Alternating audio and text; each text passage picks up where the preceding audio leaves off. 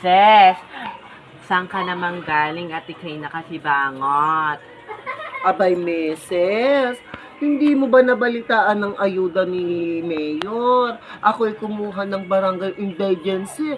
Ako'y pinagbayad pa sa barangay na dapat wala na't ikay ngay kaya ka kumuha ng ayuda dahil ikay wala tapos ikay pagbabayadan pa sa barangay.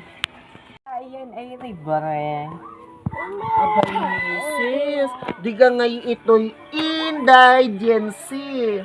Low income. Dapat nga iyan ay libre. Ay wala tayong magagawa diyan sa barangay na iyan.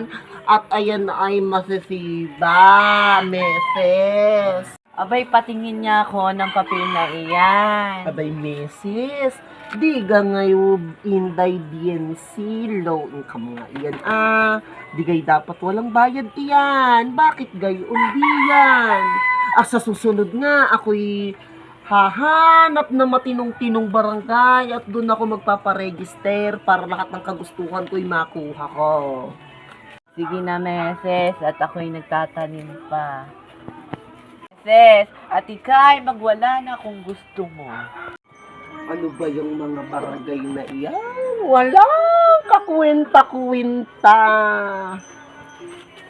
At sasabihin ay serbisyong totoo. Walang kwenta iyang barangay na iyan. Ay ang indigency, dapat iyan ay walang bayad.